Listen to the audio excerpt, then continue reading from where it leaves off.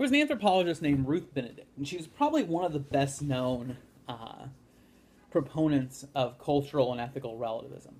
And what Benedict did was she went out and she had studied cultures all over the world, and so she went out and she created this idea of of cultural relativism as a descriptive theory, and she basically wanted to say, if we go out and we look at all these cultures, can we find that all of them have an underlying morality that's common? And what Benedict found that if you study primitive societies, if you go out and look at tribal societies, and you were doing that as an anthropologist, that you will find some groups of humans on this planet that have some really wacky morality. And one of the ones she found was a group that basically saw, how do I want to put this? They saw a healthy skepticism as not enough. That they were what we might call paranoid, and paranoia was considered normal there. That was a normative way to behave. That if you were not paranoid, then you would have been considered odd. And these were people who basically, there were two groups, and Group A and Group B. And Group A would always marry members from Group B. But Group A was always fearful that Group B was going to try to kill them. And so they would refuse, like, even though they would marry each other, they would refuse to eat the food that the other one cooked. They would have to prepare their own food. Why? Because they were convinced that the person who was preparing their food might be trying to poison them. And they would just be completely hesitant. They would go around life, just completely, fearful of the other person in the other group. And just some of the most obscure behavior you've ever seen, that most people would say, if somebody was behaving in this way, we would label them as really messed up, right? I mean, no question about it. We would sit there and go, this person needs to see a counselor, needs probably to get on some medication. This person is messed up. But in this culture, that was normal. That was acceptable. And what Benedict basically did was she said, you know what? It's the case is that there is no underlying moral truth. That morality is really just a matter of opinion. That, if you are a, think of how I want to say this. If you are a relativist, that that it's really just a matter of opinion. That if you can have one culture that can create a system that is so obscure and contrary to another system, the only conclusion is that the systems are what is normal, what is behavior that should be acceptable, is really just a matter of opinion. That is really just a matter of group or cultural think.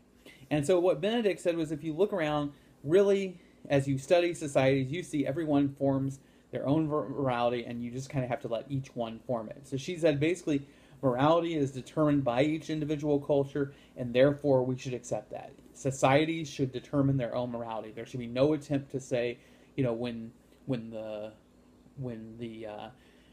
in China they would do foot binding, there's no way we can say that was wrong. That when groups in Africa practice a thing called female genital mutilation or female circumcision, where they cut off parts of the female clitoris in order to render a female unable to enjoy sex, but oftentimes making it painful and causing infections, oftentimes causing them to die, and this is done to young girls. That's what's normal in their society, that's what's moral in their society, and so we have to conclude that's what's moral. It's really just their opinion, their groupthink, their way of doing it.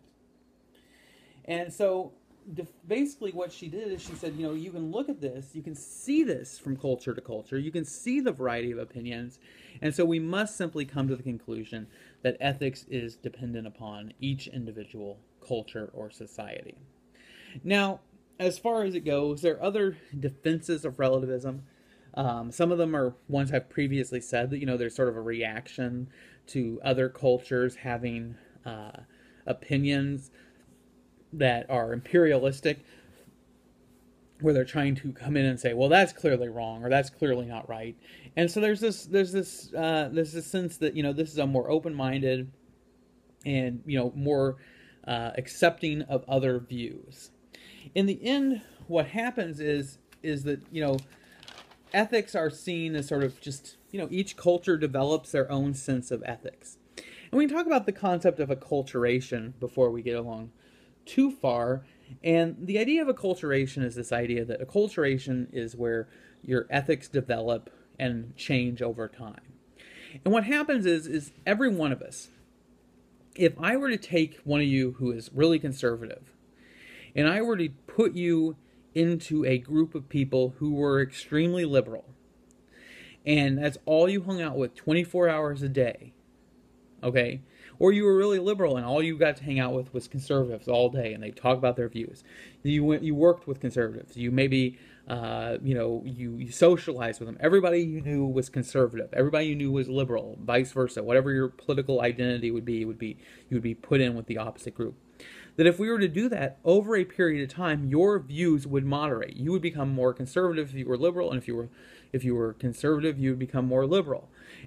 It's just a natural progress that people tend to adapt to the society in which they live. And at some point, you would go from saying abortion is wrong, and capital punishment is great, and everybody should have guns, to having the exact opposite view. That you would go, if you were a liberal, you would go to saying, well, I think eating meat's pretty good, and I think we should get some guns, and all this. You would just adapt very different views based upon the group you're with.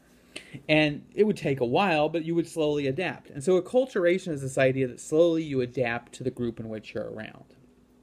Now, the idea here is that, I always like to use the example of, suppose you have these two groups, and they're a tribe, and they all live in this little valley. So there's hills off the side. And they all live in this valley, and it starts to become bad. There's a drought. It's lasted many years. And so this tribe says, you know what, we need to do something about it. And so they say, hey, how about half of us go this way, and half of us go this way? And whichever group survives will continue our group. But we'll split up in order to, assure survivability. Because if half of us go this way and we run into trouble, then this half maybe will go that way and they won't run into trouble and they'll survive and do quite well. So Group A goes across this big mountain and gets into this next valley and ends up, they get over there, and this is a valley that is filled with rivers and lush vegetables and fruits, and everything's just there. And they can just go out and they can just pick berries, and they can, harvest food, and they can eat, great amounts of food. Animals just sort of fall into their lap. They don't have to travel very far to hunt. They can pretty much hunt out their front door and trap animals and have quite a bit of food. And, everything's quite good.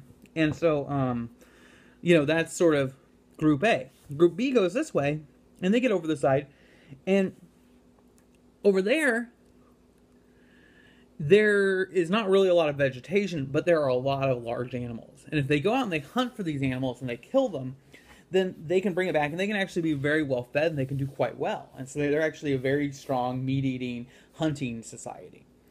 Well, this society over here, because it's very much you have to go out and hunt, and there's some dangers, and you have to develop guns and warfare and other things, and people go out hunting for days at a time, that task gets left to the men because of traditional roles, not because of anything other than that. And the women stay home because they're taking care of children and propagating and continuing the species. And so the men go over the hill or go out and hunt, but they also have high levels of death. They die a lot earlier. They sometimes get killed in the hunt, or they get attacked by a wild animal that they're hunting. And so these men die very young. And then this group over here, because they're basically hunting and gathering berries, the guys don't have to go out, they don't have to do much, they're there around the house most of the time. And so what happens is that over here, because they're gone for such long periods, that the male that becomes very attractive to the female is one that is strong and can go out and kill lots of animals and bring home food for the family. And it doesn't have to be much of a conversationalist, because he's going to be out hunting about half the time anyway, 3/4 of the time. Not really his ability to have a conversation and be interesting and be, prize of the latest current and social, socioeconomic activity is not a big issue. You don't need somebody who can, do all that. You really just need a strong person who can go out and hunt and kill animals. And because of that, that's what you look for. And so that's what, the typical male is. This side over here, because the men are there all the time, there's not a lot of danger, you probably want somebody who's probably a little bit more better of a conversationalist, somebody who can, tell you some stories, make some jokes, who can, be interesting. And so you're looking for somebody more along that line. And so that group goes out and they have a very different prized characteristic, that they are looking for, this person who's interesting, funny, etc., etc. And maybe over here in this society, the one that's hunter-gatherer, because of the fact that the men are dying at more rapid approach, they also become polygamous. That, in order to, maintain this family setting, that, because men are killed, oftentimes there's, 2 women for every man, so they oftentimes take a second wife. If they're really good at their job of hunting, they are able to get a second bride, and they'll be polygamous. Over here, not so much. As a matter of fact, maybe it's the case that, the women outnumber the men, and so, the women are actually polygamous. Who knows? So one day, both these groups, some of the grandchildren, great-grandchildren, come back over the hill, and they meet up back in the valley, and they go, oh, hey, what's going on? And they're like, oh, who's your husband? And they're like, this is him, and this is him. And he goes, I like to hunt and gather, and why are you talking to me, right? And over here, this guy's like telling jokes, and he's like, oh, I'm funny, whatever. Okay, so very different types. And this group looks at the other one and says, I cannot stand what you value as a man. That, what you value is this polygamist, this brute of a human, and they have no respect for it. And this side over here is looking at them going, look at these guys. They're weaklings. They're not strong. They have no attributes that are attractive, etc. And so what happens is this group's kind of going like, what is your morality over here? And this one's going, what are you guys thinking over here? But the reality is they've simply acculturated. They've both adapted their own systems of morality based upon the conditions they were presented with. And that's what cultural relativism is essentially arguing for, is this idea that, you go off with your group, you slowly adapt, you slowly change, and you create the system that works for you there.